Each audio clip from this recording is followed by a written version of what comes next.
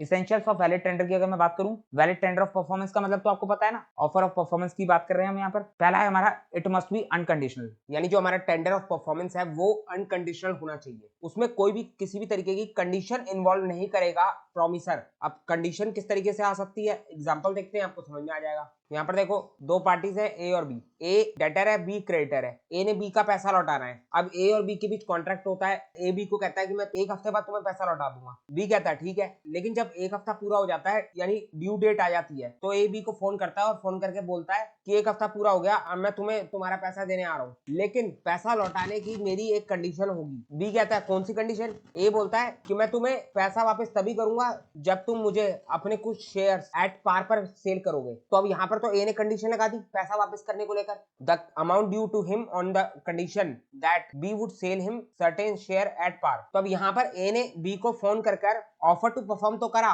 बोला कि मैं तुम्हें तुम्हारा पैसा वापस करने आ रहा हूँ, लेकिन साथ में एक कंडीशन लगा दी। तो यहाँ पर ये ए का दिया गया ऑफर टू परफॉर्म एक कंडीशनल ऑफर टू परफॉर्म माना जाएगा, यानी कंडीशनल टेंडर ऑफ परफॉर्मेंस मानी जाएगी। और कंडीशनल टेंडर जो है वो वैलिड टेंडर नहीं कहलाता, this is not a valid tender, ये एक वैलिड टेंडर नहीं होगा। इसीलिए कहा जाता है कि टेंडर ऑफ परफॉर्मेंस हमेशा अनकंडीशनल होनी चाहिए। अब हमें पता कैसे चलेगा कि टेंडर ऑफ परफॉर्मेंस कंडीशनल है कि अनकंडीशनल है, तो यहाँ पर बोला गया है टेंडर ऑफ परफॉर्मेंस कंडीशनल तब मानी जाएगी जब टेंडर नहीं होगा in accordance with the terms of the contract. जब आपका टेंडर यानी जो आपका ऑफर ऑफ परफॉर्मेंस है वो आपके कॉन्ट्रैक्ट के टर्म्स और कंडीशन के अकॉर्डिंग नहीं होगा, तब माना जाएगा कि प्रॉमिसर का दिया हुआ ऑफर ऑफ परफॉर्मेंस जो है वो कंडीशनल है। यहाँ पर ए और बी के बीच पहले बातचीत हो चुकी थी, यानी दोनों के बीच टर्म्स और कंडीशन पहले डिसाइड हो चुकी थी। पहले ए ने कोई शर्त नहीं रखी थी, लेकिन बाद में जब ड्यू डेट आई तो उस टाइम पर ए ने कंडीशन लगा दी, तो इसीलिए ये कंडीशनल ऑफर ऑफ परफॉर्मेंस माना गया। तो समझ में आ गया। दूसरा है हमारा it must be made at proper time and place. जो आपका टेंडर ऑफ परफॉर्मेंस है वो प्रॉपर टाइम और प्रॉपर प्लेस पर होना चाहिए। अब प्रॉपर टाइम और प्रॉपर प्लेस क्या होगा, तो हमें बता रखा है in case the contract mention the time and place of performance. अगर पार्टीज ने कॉन्ट्रैक्ट करते समय खुद ही कॉन्ट्रैक्ट के अंदर टाइम और प्लेस मेंशन कर दिया, बता दिया कि परफॉर्मेंस का टाइम क्या होगा, परफॉर्मेंस की प्लेस क्या होगी, तो उस केस में प्रॉमिसर को ऑफर ऑफ परफॉर्मेंस जो है उसी टाइम और उसी प्लेस पर करना है। लेकिन अगर कॉन्ट्रैक्ट के अंदर टाइम और प्लेस पार्टीज ने पहले डिसाइड नहीं कर रखा, यानी in the absence of any such stipulation, time और प्लेस की कोई बात ही नहीं करी गई है कॉन्ट्रैक्ट के अंदर, तो उस केस में प्रॉमिसर जो है वो अपनी समझदारी का इस्तेमाल करेगा और ऑफर ऑफ परफॉर्मेंस जो है प्रॉमिसी के प्लेस ऑफ बिजनेस पर करेगा और बिजनेस आर के अंदर करेगा, यानी टाइम भी बता दिया और प्लेस भी बता दिया। ये नहीं प्रॉमिसर आधी रात में फोन कर दे प्रॉमिसी को कि भाई मैं सामान लेके आ रहा हूँ, उस केस में अगर प्रॉमिसी मना कर देगा तो कोई दिक्कत नहीं है, प्रॉमिसी मना कर सकता है। हर चीज की एक सही जगह होती है, सही समय होता है। अब ऐसा कहीं पर भी ऑफर ऑफ परफॉर्मेंस देकर प्रॉमिसर अपनी लायबिलिटी से एक्सटिंग्विश नहीं हो सकता। एग्जांपल देखो, A is a tenant of B, A B का टेनेंट है, he offer to pay him rent at marriage party. A B को रेंट पे करने का ऑफर दे रहा है, कहां पर दे रहा है, ऑफर ऑफ परफॉर्मेंस को कहां पर कर रहा है, मैरिज पार्टी में। पार्टी के अंदर रेंट दिया जाता है, क्या सही जगह है, बिल्कुल नहीं। अब यहाँ पर अगर बी रेंट लेने से मना कर देता है तो क्या इस केस में ए की लायबिलिटी एक्सटिंग्विश हो जाएगी? ए ये कह सकता है कि मैंने अपनी तरफ से ऑफर ऑफ परफॉर्मेंस कर दिया, बी ने उसको रिजेक्ट कर दिया तो अब मैं कुछ नहीं कर सकता? बिल्कुल नहीं, ऐसा नहीं हो सकता। ए ने प्रॉपर टाइम और प्रॉपर प्लेस पर ऑफर ऑफ परफॉर्मेंस को नहीं करा, तो इस केस में बी बाउंड नहीं होगा कि वो एक्सेप्ट करे ए के टेंडर ऑफ परफॉर्मेंस को। B is not bound to accept as the tender is not made at proper place. Tender जो करा गया है वो प्रॉपर प्लेस पे नहीं करा गया। एक और एग्जांपल देखो, X offer the goods contracted to Y at 2 PM, रात के 2 बजे सामान देने का ऑफर कर रहा है। अब बताओ रात के 2 बजे क्या प्रॉपर टाइम है? बिल्कुल नहीं, तो ये भी एक वैलिड टेंडर नहीं माना जाएगा unless it was so agreed. मैंने आपको क्या कहा था कि जहां पर भी अनलेस आ जाए इसका मतलब इससे पहले जो लिखा हुआ है वो और इसके आगे जो लिखा हुआ है दोनों के बीच कॉन्ट्राडिक्शन होने वाला है। अनलेस के पहले क्या लिखा था कि रात के 2 बजे वैलिड टेंडर नहीं माना जाएगा, लेकिन अनलेस के बाद क्या लिखा हुआ है कि अगर एक्स और वाई ने पहले से डिसाइड कर रखा है कि रात के 2 बजे ही डिलीवरी करनी है तो उस केस में डिलीवरी हो सकती है, बात खत्म। वहां पर ये ऑफर ऑफ परफॉर्मेंस वैलिड माना जाएगा। तो अगर पार्टीज ने पहले से कुछ डिसाइड कर रखा है तो वही माना जाएगा, उस केस में कोई दिक्कत ही नहीं है। तो जब तक पहले से डिसाइड ना हो तब तक के लिए रात के 2 बजे डिलीवरी करना वैलिड टेंडर नहीं माना जाएगा, यही लिखा हुआ है। अगला है it must be the whole obligation. जो टेंडर ऑफ परफॉर्मेंस करना है वो पूरे ऑब्लिगेशन का करना है। अब इसका क्या मतलब है, एग्जांपल देखो, A contracted with B to deliver 100 washing machine on 1 January 2022। A और बी के बीच कॉन्ट्रैक्ट हुआ, ए ने बी को बोला कि मैं तुम्हें 100 वॉशिंग मशीन 1 जनवरी 2022 को सप्लाई करूंगा। लेकिन अब यहाँ पर जब ड्यू डेट आई यानी 1 जनवरी 2022 आई, तो ड्यू डेट पर ए ने बी को सिर्फ 60 वॉशिंग मशीन का ऑफर दिया और बोला कि अभी फिलहाल के लिए 60 वॉशिंग मशीन रख लो, बाकी 40 मैं बाद में डिलीवर करा दूंगा। तो अब इस केस में ये बताओ बताओ कि पहले कॉन्ट्रैक्ट क्या हुआ था? 100 वॉशिंग मशीन एक साथ देने का कॉन्ट्रैक्ट था। क्या इंस्टॉलमेंट में डिलीवरी देने की कोई बात हुई थी? कोई बात नहीं हुई थी। तो यहाँ पर ए ने जो अपनी परफॉर्मेंस करी है वो क्या पूरी करी है? होल ऑब्लिगेशन को पूरा करा है? बिल्कुल नहीं, पार्टली ऑब्लिगेशन को पूरा करा है। तो अब इस केस में ये जो ए के द्वारा करा गया ऑफर ऑफ परफॉर्मेंस है, ये एक वैलिड ऑफर ऑफ परफॉर्मेंस नहीं माना जाएगा। बी के पास ऑप्शन है, वो चाहे तो रिजेक्ट कर सकता है ए के ऑफर ऑफ परफॉर्मेंस को, और ए को कह सकता है कि मुझे 100 वॉशिंग मशीन एक साथ चाहिए, मैं 60 और 40 में नहीं लूंगा। तो यहाँ पर ए अपने ऑब्लिगेशन से डिस्चार्ज नहीं हुआ है। ए के द्वारा जो दिया गया ऑफर ऑफ परफॉर्मेंस था वो एक वैलिड ऑफर ऑफ परफॉर्मेंस था ही नहीं। तो यहाँ पर यही बात बोली गई है, the tender must be whole, tender पूरा होना चाहिए, यानी ऑफर ऑफ परफॉर्मेंस पूरी होनी चाहिए, and not only of the part. Tender in part is no tender, moreover a tender by instalment is not a valid tender unless the contract so provides. तो अगर instalment में tender दिया जा रहा है तो वो वैलिड टेंडर नहीं माना जाएगा, अनलेस का मतलब क्या हुआ? जब तक कि नहीं पार्टीज ने पहले से आपस में डिसाइड ना कर रखा हो। अगर पार्टीज ने पहले से आपस में डिसाइड कर रखा है कि हम इंस्टॉलमेंट में ही डिलीवरी करेंगे तो बात ही खत्म हो गई, उस केस में तो वो वैलिड ही माना जाएगा। तो अगर पार्टीज ने आपस में कुछ भी डिसाइड कर रखा है तो उसी को माना जाएगा, लेकिन जब तक पार्टीज ने आपस में कुछ डिसाइड नहीं कर रखा तब तक की बात यही है कि टेंडर ऑफ परफॉर्मेंस पार्ट में होगा या फिर इंस्टॉलमेंट में होगा तो वो वैलिड टेंडर नहीं माना जाएगा। अब आगे क्या बोला गया है? Unless otherwise agreed, a debtor who owes money must pay the entire amount, including interest, at one and the same time. क्या बोला गया है कि एक डेटर जिसने पैसा लौटाना है वो पूरा का पूरा पैसा लौटाएगा क्रेडिटर को, इंक्लूडिंग इंटरेस्ट, यानी जो डेटर है वो क्रेडिटर को प्रिंसिपल अमाउंट तो देगा ही देगा, साथ में इंटरेस्ट भी लौटाएगा और एक साथ लौटाएगा, one and the same time, यानी पूरा का पूरा पैसा एक साथ लौटाना होगा, तभी वो वैलिड टेंडर माने जाएगा। एग्जाम्पल देखो इसका, X offer to Y the principal amount of the loan, this is not a valid tender since the whole amount of the principal and interest is not offered. X debtor है, Y creditor है, X ने Y का पैसा लौटाना है तो x Y को सिर्फ प्रिंसिपल अमाउंट ऑफर कर रहा है जबकि इंटरेस्ट भी देना है। तो इस केस में ये एक वैलिड टेंडर ऑफ परफॉर्मेंस नहीं माना जाएगा, क्योंकि वैलिड टेंडर ऑफ परफॉर्मेंस तभी होता है जब डेटर क्रेडिटर को पूरा पैसा लौटाता है प्रिंसिपल प्लस इंटरेस्ट मिलाकर। अब देखो यहाँ पर जो ये लिखा हुआ है डेटर से लेकर सेम टाइम तक, इसका मतलब आपको समझ में आ गया। अब यहाँ पर क्या लिखा था? Unless otherwise agreed. अनलेस का मतलब जब तक कि नहीं, जब तक कि नहीं कुछ और, अदरवाइज का मतलब होता है कुछ और एग्रीड ना हुआ हो। कुछ और एग्रीड ना हुआ हो का मतलब जो हमने यहाँ पर आगे लिखा हुआ है इसके अलावा कुछ और एग्रीड ना हुआ हो। यहाँ पर तो यही लिखा हुआ है कि प्रिंसिपल अमाउंट के साथ इंटरेस्ट भी लौटाना है, तो इसके अलावा कुछ और क्या एग्रीड हो सकता है? कुछ भी हो सकता है, पार्टीज की मर्जी है। मान लो डेटर और क्रेडिटर आपस में एग्री हो जाते हैं, डेटर कहता है कि मैं एक बार तुझे प्रिंसिपल लौटाऊंगा, फिर 2 दिन बाद तुझे इंटरेस्ट लौटाऊंगा, क्रेडिटर मान जाता है, क्रेडिटर कहता है ठीक है ऐसे ही लौटा दियो। तो यहाँ पर क्या हुआ? जो बोला गया था उसके अलावा कुछ और अदरवाइज एग्रीड हुआ पार्टीज के बीच। और मैंने आपको क्या बताया था कि पार्टीज अगर आपस में कुछ और कॉन्ट्रैक्ट में लिख देती हैं तो जो पार्टीज आपस में डिसाइड करेंगी उसी को माना जाएगा, ना कि कॉन्ट्रैक्ट एक्ट में दिया गया प्रोविजन माना जाएगा। तो यहाँ पर यही बोला गया है कि अगर पार्टीज ने आपस में कुछ और डिसाइड नहीं कर रखा तो हमारी इस बात को मान लेना प्रिंसिपल प्लस इंटरेस्ट वाली, लेकिन अगर पार्टीज ने आपस में कुछ और डिसाइड कर रखा है तो वो कुछ और ही एप्लीकेबल होगा। समझ में आ गया? एक और एग्जांपल देखो, ये हमारा एक केस लॉ था, इस केस में डिसीजन क्या आया था? वही डिसीजन आया था, सेम है। तो यहाँ पर एक्स डेटर है और वाई क्रेडिटर है। एक्स वाई को ड्यू डेट पर पैसा पे करने के लिए ऑफर दे रहा है, लेकिन इंस्टॉलमेंट में पे करने की बात कर रहा है। अब यहाँ पर इंस्टॉलमेंट में पैसा लौटाना अलाउड तो है नहीं जब तक पार्टीज के बीच पहले से आपस में एग्रीड ना हो रखा हो, लेकिन यहाँ पर एक्स और वाई के बीच ऐसा कोई एग्रीमेंट नहीं हुआ था, कुछ भी ऐसी बातचीत नहीं हुई थी इंस्टॉलमेंट में पे करने की, तो अब यहाँ पर ये एक वैलिड टेंडर नहीं माना जाएगा। नेक्स्ट है हमारा, the person making the tender must be willing to perform. क्या बोला गया है कि जो पर्सन टेंडर देता है, यानी जो पर्सन ऑफर टू परफॉर्म देता है, उसका सच में इरादा परफॉर्म करने का होना चाहिए, वो सच में विलिंग टू परफॉर्म होना चाहिए। ये नहीं सिर्फ मजे लेने के लिए ऑफर ऑफ परफॉर्मेंस दे रहा है, जब उसके ऑफर ऑफ परफॉर्मेंस को प्रॉमिस ही एक्सेप्ट करे तो वो सच में परफॉर्मेंस को पूरा करे। The party making the tender must be in a position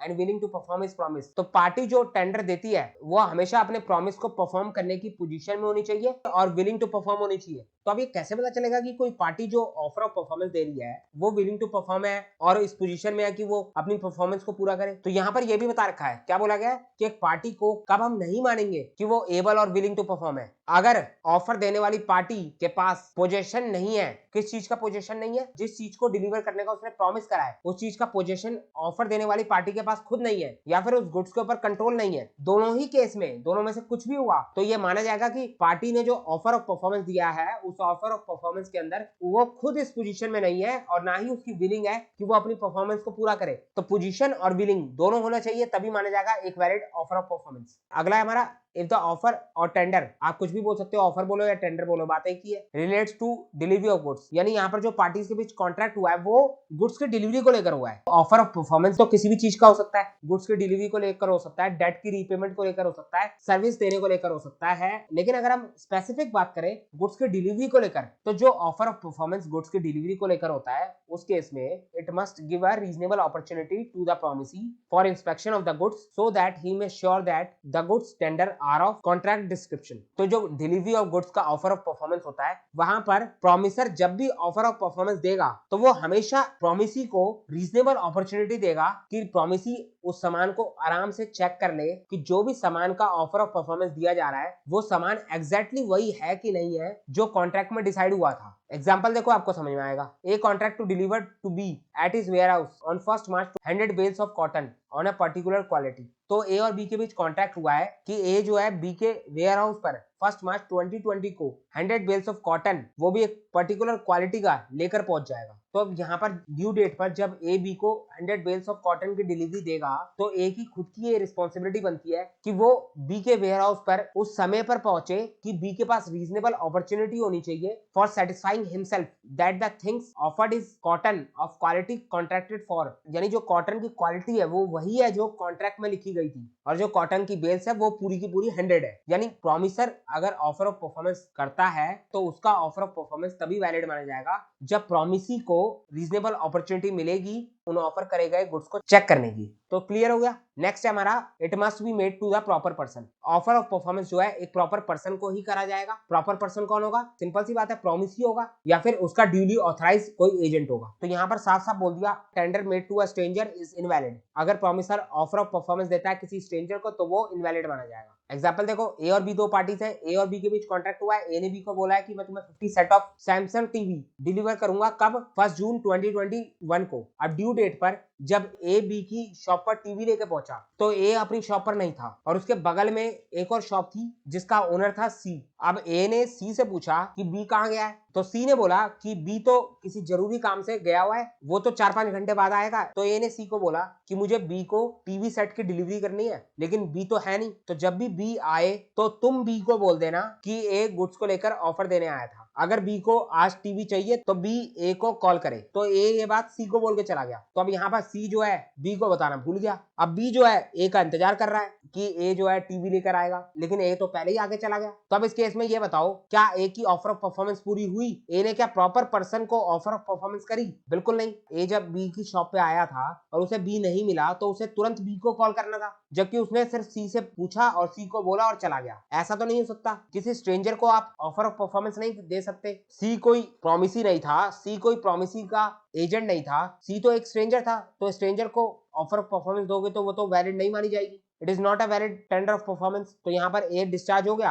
बिल्कुल नहीं, A is not discharge from his obligation. तो क्लियर हो गया। नेक्स्ट है हमारा offer to one of the joint promisee. अब देखो यहाँ पर बात आ रही है जॉइंट प्रोमिसीज की। अब ये जॉइंट प्रोमिसीज कौन होते हैं? एक प्रोमिसर होता है, एक प्रोमिसी होता है, इतना हमें पता है। अब अगर मान लो प्रोमिसी एक नहीं है, प्रोमिसी एक से ज्यादा है, तो उसको हम बोलते हैं जॉइंट प्रोमिसी। ए एक प्रोमिसर है और प्रोमिसी कौन है? प्रोमिसी है बी, सी और डी, यानी 3 प्रोमिसी है और एक प्रोमिसर है। तो जो एक प्रोमिसर है वो तो प्रोमिसर ही कहलाएगा, लेकिन जो 3 प्रोमिसी है वो मिलकर कहलाएंगे जॉइंट प्रोमिसी। तो कुछ भी कॉम्प्लिकेटेड बात नहीं है। अगर प्रोमिसी एक से ज्यादा होते हैं तो उसको हम जॉइंट प्रोमिसी कहते हैं। उसी तरीके से अगर प्रोमिसर एक से ज्यादा होते हैं तो उसको हम जॉइंट प्रोमिसर कहते हैं। तो यहाँ पर क्या बोला गया? जॉइंट प्रोमिसी, यानी प्रोमिसी एक से ज्यादा है। तो क्या बोला गया? If there are several joint promisee it is not necessary for the promiser to offer of performance to every one of them। Example से समझते हैं। मैं आपको एक एग्जाम्पल देता हूँ, ध्यान से सुनो। ऊपर वाले एग्जाम्पल को पकड़ के चलते हैं, टीवी वाले एग्जाम्पल को। ए एक मैन्युफैक्चरर है जो कि टीवी बनाता है और बी, सी और डी ये तीनों की तीनों टीवी के डीलर है। वो एक टीवी की दुकान के जॉइंट ओनर है, तीनों की एक दुकान है। तो ये लोग बेचते हैं टीवी और ए जो है वो टीवी का मैन्युफैक्चरर है। तो एक दिन बी, सी और डी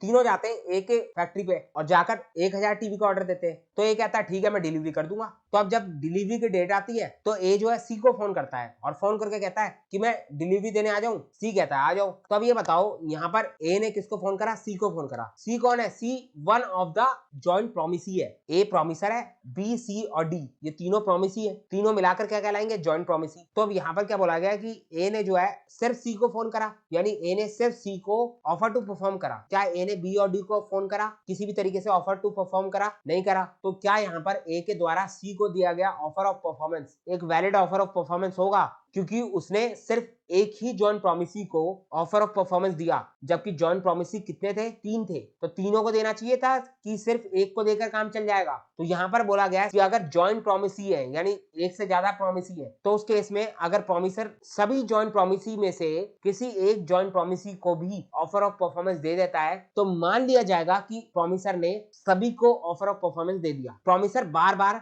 हर किसी जॉइंट प्रॉमिसी को ऑफर ऑफ परफॉर्मेंस नहीं देगा, प्रॉमिसर किसी एक जॉइंट प्रॉमिसी को ऑफर ऑफ परफॉर्मेंस दे देता है, तो बस उतना काफी है। तो यहाँ पर यही बात बोली गई है, if there are several joint promisee, अगर एक से ज्यादा जॉइंट प्रॉमिसी है, इट इज नॉट नेसेसरी, ये जरूरी नहीं है फॉर द प्रॉमिसर के लिए कि वो ऑफर ऑफ परफॉर्मेंस हर किसी जॉइंट प्रॉमिसी को दे, to every one of them, an offer to one of the several joint promisee, अगर वो कई सारे जॉइंट प्रॉमिसी में से सिर्फ एक जॉइंट प्रॉमिसी को ऑफर ऑफ परफॉर्मेंस दे देता है, तो उसका सेम लीगल कॉन्सिक्वेंसेस होगा जैसे कि उसने सभी जॉइंट प्रॉमिसी को ऑफर ऑफ परफॉर्मेंस दे दिया। समझ में आ गया? अब देखो जॉइंट प्रॉमिसी जॉइंट प्रॉमिसर के ऊपर हमें अलग से प्रोविजन पढ़ना है, सेक्शन 42 टू सेक्शन 44, 3 सेक्शन है हमारे पास जिसमें हम जॉइंट प्रॉमिसर और जॉइंट प्रॉमिसी के कॉन्सेप्ट को देखेंगे, वहां पर हम और डिटेल में बात करेंगे। अभी फिलहाल के लिए आप थोड़ा बहुत भी समझ गए तो काफी है। लास्ट एसेंशियल एलिमेंट है हमारा tender of money. Tender of money को लेकर इससे पहले भी हमने बात करी थी सेक्शन नंबर 38 के अंदर, तो उसी बात को थोड़ा और डिटेल में देख लेते हैं। In case of tender of money, अगर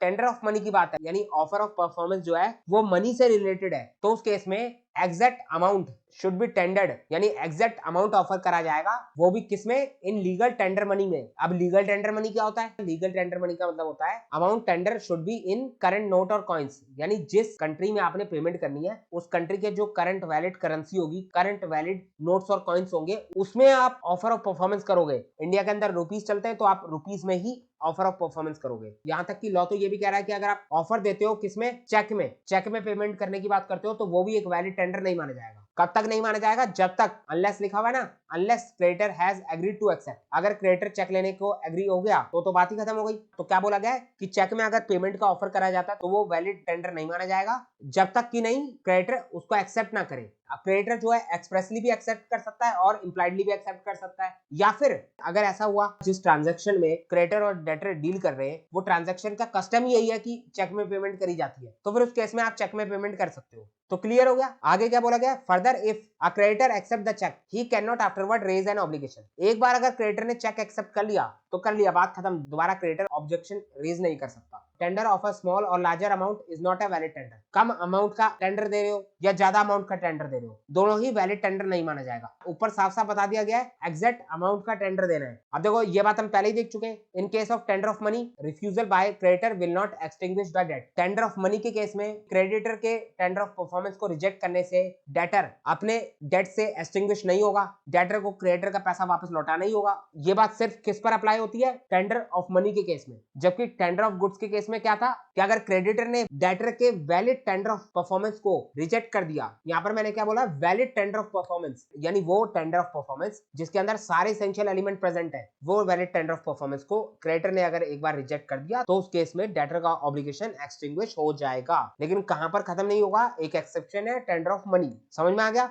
तो हमारा essential element of a valid tender भी खत्म हो गया। हमने सेक्शन नंबर 37 देख लिया, 38 देख लिया। आगे बढ़ते हैं, अब हम देखेंगे सेक्शन नंबर 40, 41, 42। अब 39 कहां चला गया? 39 के ऊपर थोड़ी देर में बात करेंगे, पहले देखेंगे सेक्शन 40, 41 और 42। अब देखो उसके लिए हमारा एक कॉन्सेप्ट आता है, who should perform the contract. Contract कौन परफॉर्म करेगा? तो सिंपल सी बात है, कॉन्ट्रैक्ट प्रॉमिसरी परफॉर्म करेगा या उसका कोई एजेंट परफॉर्म करेगा, या अगर उसकी डेथ हो जाए तो उस केस में लीगल रिप्रेजेंटेटिव परफॉर्म करेगा। इतने ही लोग परफॉर्म करेंगे ना, ये तो हमें लॉजिकली समझ में आ रहा है। तो यही बात यहाँ पर बोली गई है, इसी को हमें पढ़ना है। देख लेते हैं एक बार। A contract should be performed by the following persons depending upon the nature of the contract and intention of the parties. तो डिपेंड किसके ऊपर करता है? कॉन्ट्रैक्ट के नेचर के ऊपर और पार्टीज की इंटेंशन के ऊपर। हम कॉन्ट्रैक्ट को पर्सनल नेचर में डिवाइड कर सकते हैं या फिर अदर देन पर्सनल नेचर में डिवाइड कर सकते हैं। पर्सनल नेचर के कॉन्ट्रैक्ट कौन से हैं? जिसमें पर्सनल स्किल इन्वॉल्व होती है, और अदर देन पर्सनल नेचर के कॉन्ट्रैक्ट जिसके अंदर पर्सनल स्किल इन्वॉल्व नहीं होती। तो अगर हम जनरली जब भी कॉन्ट्रैक्ट की बात करते हैं तो हम कौन से कॉन्ट्रैक्ट की बात करते हैं? अदर देन पर्सनल नेचर के कॉन्ट्रैक्ट की, क्योंकि पर्सनल नेचर के तो थोड़े बहुत ही कॉन्ट्रैक्ट होते हैं, बाकी ज्यादातर कॉन्ट्रैक्ट तो अदर देन पर्सनल नेचर के ही होते हैं। तो कॉन्ट्रैक्ट परफॉर्म कौन करेगा वो डिपेंड करता है नेचर ऑफ कॉन्ट्रैक्ट के ऊपर या फिर पार्टीज की इंटेंशन के ऊपर। और पार्टीज की इंटेंशन क्या है ये पता कहां पर चलता है? कॉन्ट्रैक्ट के अंदर। कॉन्ट्रैक्ट में पार्टीज में जो भी लिखा होगा उसी हिसाब से पार्टीज की इंटेंशन होगी। तो कॉन्ट्रैक्ट के अंदर क्या लिखा है और कॉन्ट्रैक्ट का नेचर कैसा है उसके ऊपर डिपेंड करता है कि कॉन्ट्रैक्ट को परफॉर्म कौन करेगा। तो वही सारी बातें जो बातें हम पहले भी देख के आ चुके हैं, एक बार उसको रीड करते हुए चलते हैं और खत्म करते हैं। पहला, प्रोमिसर खुद करेगा, ये बात तो हमें पता है। ये बात कहां पर लिखी गई है? सेक्शन 40 में लिखा हुआ है। Generally the contract must be perform by the promisor himself और बाय हिज लीगल रिप्रेजेंटेटिव और by any other competent person employed by him. किसके बारे में बात हो रही है? ये कौन से नेचर के कॉन्ट्रैक्ट के बारे में? अदर देन पर्सनल नेचर के कॉन्ट्रैक्ट में।